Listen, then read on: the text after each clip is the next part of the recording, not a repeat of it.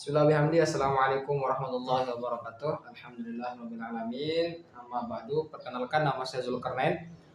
Di samping saya, kami dari kelompok 1 akan membahas mengenai tentang pengertian hadis tarbawi. Berarti di sini ada dua kata yang saya akan bahas. Yang pertama tentang pengertian hadis dan pengertian tarbawi. Langsung saja, saya sebagai pemateri pertama. Pengertian hadis yang sebagaimana yang diungkapkan oleh Dr. Muhammad Abdur Rauf yang dikutip dari Muhammad Suhudi Ismail dalam Muhammadiyah Amin. Bahwasanya yang dinamakan hadis itu menurut beliau yang pertama sifat-sifat Nabi yang diriwayatkan oleh sahabat, itu yang pertama. Yang kedua perilaku atau akhlak Nabi yang diriwayatkan oleh sahabat. Yang ketiga ketetapan Nabi. Nabi tidak mencegah ataupun tidak menganjurkan, tapi Nabi diam saja di sana. Nah, itu namanya takrir.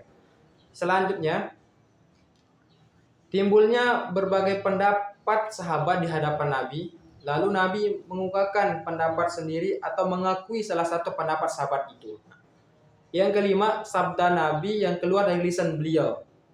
Dari perkataan Nabi yang langsung keluar dari lisan beliau. Yang selanjutnya, firman Allah selain Al-Quran yang dikirimkan kepada para sahabat. Saya ulangi, firman Allah selain Al-Quran yang disampaikan oleh Nabi yang dinamakan hadis qudsi. Yang terakhir, surat-surat yang dikirimkan Nabi, baik yang dikirimkan kepada para sahabat yang bertugas di daerah maupun yang dikirimkan kepada pihak-pihak non-Islam. Nah, itu pengertian hadis menurut Dr. Muhammad Abdur Rauf. Kata hadis dalam bahasa Indonesia, kata bakunya adalah artinya perbuatan Nabi Muhammad SAW. Itu perbuatan Nabi, hadis, perbuatan Nabi. Sedangkan menurut istilah, ini banyak sekali pengertiannya. Itu setiap perkataan Nabi, perbuatan, ketetapan, sifat. Nah, itu pengertian secara luasnya. Berarti yang kita pahami hadisnya adalah perbuatan, perkataan, dan sifat Nabi SAW. Ulama usul fiqh memandang Nabi Muhammad sebagai pembuat undang-undang di samping Allah Subhanahu wa taala. Hal ini berdasarkan firman Allah yang berbunyi, "Wa ma atakumur rasulu fakhudhu wa ma hakum anhu fantahu." Artinya, apa yang diberikan oleh Rasul kepadamu, maka hendaklah kamu menerimanya. Dan apa yang telah dilarang bagimu, maka hendaklah kamu meninggalkannya. Itu dijelaskan dalam Al-Quran Al-Hasr ayat 59.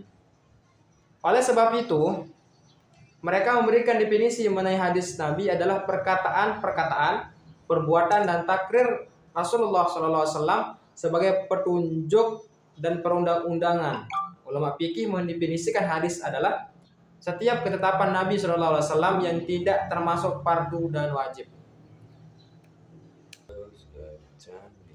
Ya, yang kedua, pengertian tarbiyah. Kata tarbiyah itu merupakan kata benda atau kata bahasa Arab yang berarti pendidikan. Yang merupakan kata benda yang berasal dari kata didik, mendapatkan awalan pe dan an, yang berarti ajaran, tuntunan, dan pimpinan. Sedangkan pendidikan menurut Kamus Besar Bahasa Indonesia adalah proses pengubahan sikap dan tata laku seorang atau kelompok orang dalam usaha mendewasakan manusia melalui upaya pengajaran dan pelatihan, proses perbuatan, dan cara mendidik. Pengertian pendidikan secara umum dapat terbagi atas pengertian secara luas dan pengertian secara sempit. Dalam pengertian secara luas, pendidikan itu menyangkut seluruh pengalaman, sedangkan pengertian secara sempit hanyalah terbatas kepada pengaruh secara dasar dan seseorang kepada orang lain. Dalam bahasa Arab ada tiga termasuk yang biasa dipergunakan untuk mengartikan pendidikan. Ada istilah ta'lim, ada istilahnya tarbiyah, dan takdib. Ada 3 istilah. Itu ya itu. Selanjutnya akan dilanjutkan oleh pemateri kedua. Oke, lanjut, saya sebagai pemateri kedua yakni Afwan Hidayatullah akan menyampaikan ruang lingkup ilmu pendidikan Islam. Yang pertama, tujuan pendidikan. Jadi tujuan pendidikan itu mempunyai kedudukan yang amat urgent, sangat penting. Setidaknya ada 4 fungsi dari tujuan pendidikan, yaitu tujuan berfungsi mengakhiri usaha, tujuan berfungsi mengarahkan usaha, tujuan berfungsi sebagai titik pangkal untuk mencapai tujuan lain, yaitu tujuan baru atau lanjutan dari tujuan pertama. Tujuan memberi nilai pada sifat usaha itu. Jadi tujuan pendidikan adalah suatu nilai ideal yang hendak diwujudkan melalui proses kependidikan dalam menanamkan nilai-nilai Islam. Pendidikan Islam lebih banyak berorientasi pada nilai-nilai ajaran Islam. Pegangan para pendidik Islam tak lain adalah norma dan nilai dasar yang telah ditetapkan dalam sumber pokok ajaran Islam. Yang pertama, tujuan pendidikan yang bersifat individual atau al-gardu al-farid al-fardi. Tujuan pendidikan Islam sebenarnya tidak lepas dari tujuan akhir hidup manusia atau hidup setelah di bumi. Itu sendiri beribadah kepada Allah, inilah yang disebut dengan tujuan akhir pendidikan Islam. Ada 3 potensi anak didik yang dibimbing dalam tahap-tahap pengusahaan anak yang merupakan tujuan khusus, yaitu potensi intelektual atau akliyah, jasmani, jismiyah, akhlak, khuluqiyah. Pendidikan intelektual atau al-tarbiyah akliyah merupakan peningkatan pemikiran akal dan latihan secara teratur untuk berpikir benar atau berpikir secara bijaksana. Pendidikan jasmani, tarbiyah al-jismiyah, merupakan usaha untuk menumbuhkan, menguatkan dan memelihara jasmani dengan baik. Yang maksudnya ya anak tersebut. Pendidikan akhlak atau tarbiyah al-khuluqiyah, bagaimana usaha untuk meluruskan naluri dan kecenderungan fitrah yang membahayakan diri sendiri maupun orang lain, membentuk rasa kasih sayang terhadap dan ini yang mendalam, membentukkan akhlak dan budi pekerti yang mula merupakan tujuan dari pendidikan Islam yang diharapkan mengetahui kewajiban dan pelaksanaannya. Mungkin itu saja dari tujuan pendidikan yang bersifat individual dan dijelaskan dari tarbiyah akliyah, tarbiyah al-jismiyah, dan tarbiyah al-khuluqiyah. Yang ke-B, tujuan pendidikan yang bersifat sosial atau kemasyarakatan, al-gardu al-jami'i. Nah, manusia sejak lahir telah memiliki sifat individu atau sifat sosial. Untuk mengembangkan sifat individual atau sosial dengan baik, maka pendidikan merupakan media yang paling efektif, media paling penting untuk menumbuhkan rasa atau sifat sosial kemasyarakatan. Jadi peserta didik. Nah, yang kedua ini namanya peserta didik. Terus anak dididik sebagai objek pekerjaan mendidik atau objek pendidikan, merupakan makhluk yang berada dalam proses perkembangan dan pertumbuhan yang memerlukan peran sebagai subjek juga. Sebagai sosok pribadi yang memiliki potensi, motivasi, cita-cita, perasaan, pengalaman, dan kebutuhan sebagai manusia yang ingin dihargai, aktualisasi diri. Terus subjek pendidikan, pendidik secara etimologi adalah orang yang mendidik. Ya, pengertiannya ini menunjukkan pendidik adalah orang yang melakukan kegiatan mendidik di dalam bahasa Arab dijumpai juga istilah ustadz atau mudarris, atau muallim atau muaddib. Secara terminologi, pendidik dalam Islam adalah siapa saja yang bertanggung jawab terhadap anak didik tersebut. Nah, itu yang dimaksud pendidik.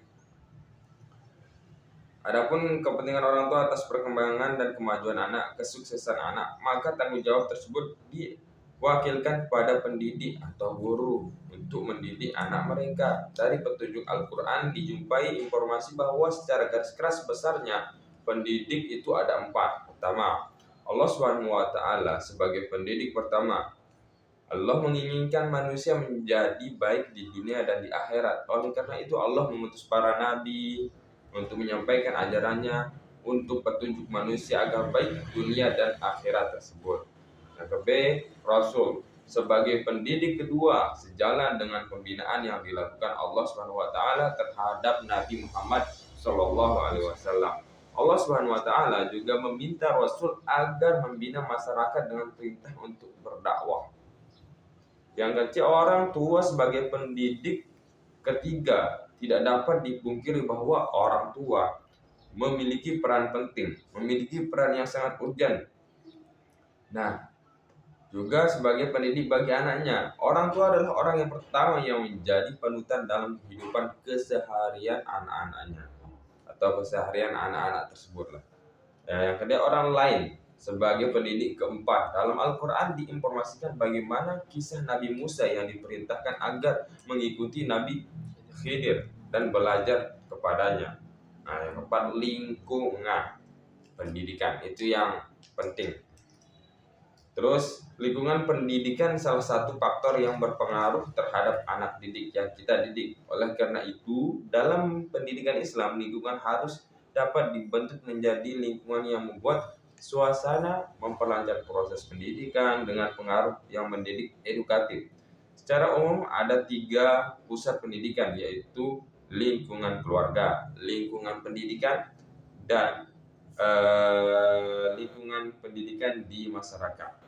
Aspek ketauhidan adalah salah satu yang mesti diajarkan dibina terhadap anak didik agar kelebihan yang ada pada anak didik tersebut dapat digunakan dan dikembangkan dengan baik.